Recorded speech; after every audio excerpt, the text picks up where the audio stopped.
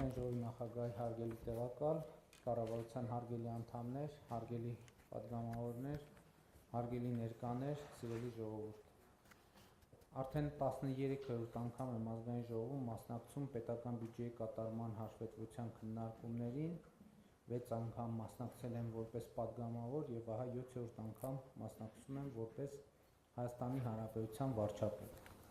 Եվ բոլոր այդ քննարկումներում այս կամ այն չափով ընդգծել եմ, որ պետական բյուջեն ոչ այնքան հաշվապահություն կամ թվաբանություն է, որքան բովանդակություն եւ կարևորագույն խնդիր եմ համարում բյուջեի էության, այս էության ըմբռնումը ոչ միայն կառավարության անդամների եւ ազգային ժողովի պատգամավորների, այլև ողջ հանրության համար։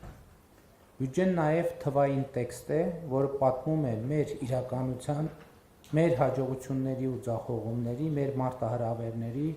ու հնարավորությունների մասին։ Ու կարևոր է, որ մենք բյուջեի թվերը կարողանանք թարգմանել եւ դարձնել բովանդակային տեքստ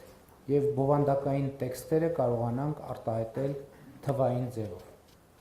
2024 թվականի պետական բյուջեի եկամուտները կազմել են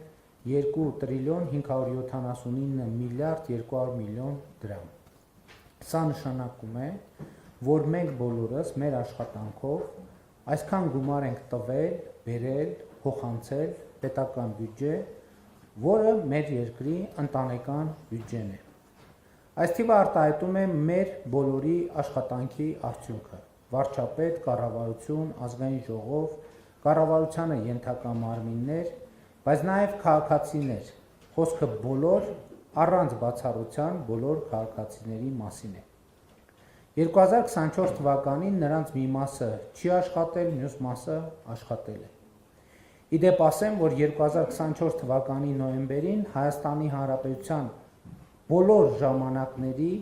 գրանցված եւ աշխատավարձով ապահովված աշխատատեղերի բացարձակ ռեկորդ է սահմանվել։ 2024 թվականի նոյեմբերին գրանցվել է 782.832 աշխատատեղ, որը 192.613-ով կամ 30, այսինքն 2018 թվականի հեղափոխությունից հետո Հայաստանում ստեղծվել է